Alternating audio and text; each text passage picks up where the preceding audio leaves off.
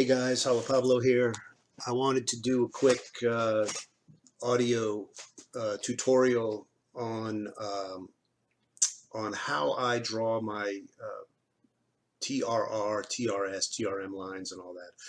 A question was asked of how I calculate trading range midpoint, and so I thought this would be the easiest way to do it. And so I'm not typing out a bunch of stuff. So anyway, the question was asked about Celr Network, persons trading Celr tokens, and so I thought, oh yeah, we'll just do one on the Celr chart, so I can show you all how I do it. So the first thing I do, obviously, you look for the markup, and this is for any token or coin that you're wanting to chart. You look for the last big markup, and so at the end of the markup, where it exhausts, you have what's called the buying climax, okay, in Wyckofian terms. So these are all retailers buying, and then at some point it dries up, and supply comes in, okay. This area where supply takes over is the buying climax, and we go ahead and we mark it off. What I do is I just put array. I go over here. I get array, or you can use a horizontal line. Doesn't matter. I'll use array. Boom. Okay. So this is my trading range resistance. So the buying went as far as that and said stop. This is where the ocean stops in the shoreline. Okay. So now the ocean bounces back, the wave comes back. This is, you don't really need to know this, but in Wyckofian terms, this is called the automatic response. And it comes all the way back to a certain point, usually about 10%, 10 to 15%. And then it stops, and then we get a bounce there for the secondary test. Well, this area where the automatic response meets the secondary test, we put another ray there. And this will define our trading range. We'll start here. Boom. So this is our trading range. So for the duration of this, whether it be resistant, whether it be a reaccumulation or a distribution range, all of the price action, the major price action that's going to determine the trajectory of Celr Network will take place between these two lines. That's really the main thing I'm concerned with, what transpires between here. So now to calculate the trading range midpoint is quite simple. We go to where you have your Fibonacci drawing tools, this icon here, and you're going to go to Fib retracement, the first one. Go ahead and click on trading range support and bring it up to trading range resistance, and it's as simple as that, guys. That's your this is your midpoint, and we could see it's pretty accurate.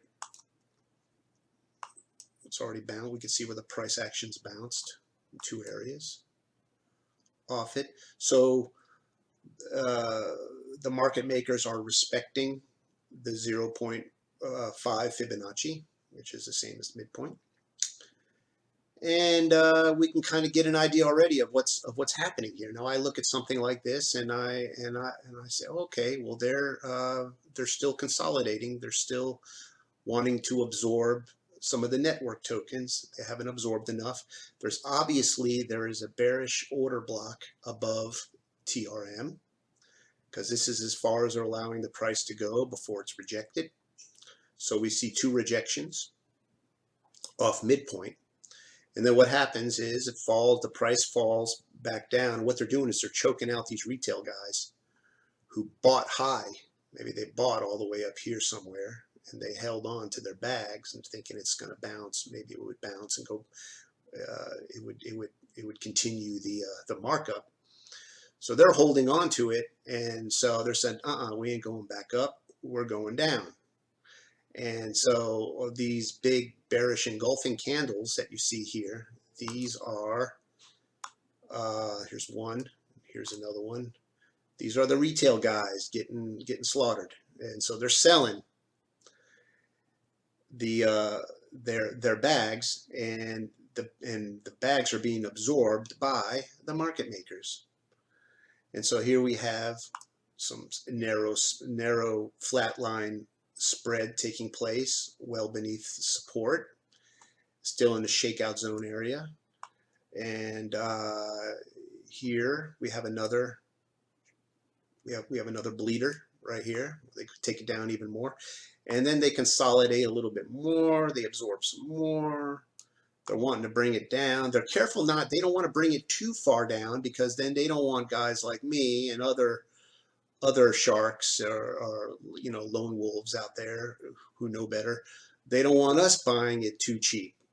So it's really delicate, this campaign that they go through, and they have to keep it on the down low. They don't want to alert other market makers so that they're acquiring Celr at these prices. This is already a really good price right here. So they're really careful to not take it down too far. That's what this lower wick is. See this lower wick on this red can? It's kind of like a hammer right here. I don't know if you can see it. That's what this is.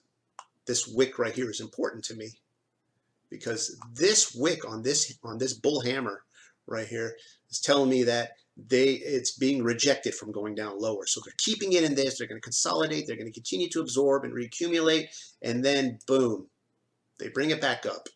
But they don't want to bring it up too high.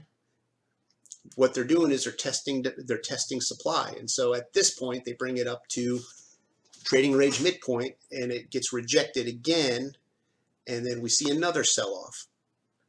That means that there was more supply. So some guys still didn't sell. They didn't get enough. They didn't meet their quota or whatever it was, the volume that they were looking for. So they bring it back up, it gets rejected back again, and then more supply gets sold off, and they buy more. At some point, they're going to accumulate enough of this stuff to where they can say, okay, let's go ahead and get a return on our investment from all this cheap stuff we bought down here. That's what they did up here, guys. The same kind of campaign when they were buying it down here. So eventually they're gonna replicate what they did. They're gonna bring it back up, and you're gonna start to see the advancings. The way you know when they're going to mark up is, as you can see down here, you see the predominance of demand. You begin to see the big green spikes that are going to correlate to the price action going up. Right now we see divergence in price action, except for, incidentally, the advances. On the advances, you see the volume going up. See that? How it's increasing in demand on volume, along with the spread increasing. So we have correlation of it, which says that these are legit advances. These guys are not wanting to dump this. Okay, that's real important. They're not wanting to distribute. They're wanting to just shake out and scare the hell out of all these greedy bastards who bought up here, and they're shaking them out down here. And the ones, some of them are being pretty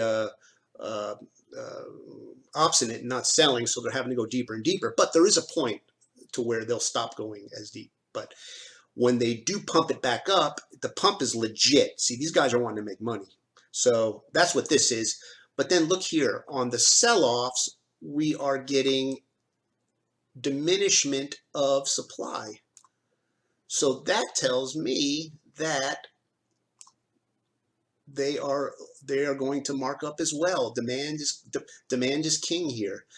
As soon as they sell it, they buy it, and it's like water being absorbed by a sponge. It's less and less and less and less and less of it until the sponge gets full, and then they're like, all right, let's mark it up and squeeze out the water again. And then all these guys here who got raped are going to be buying the dirty water that they're squeezing again out of the same sponge. So anyway, you get the idea. But anyway, I digress.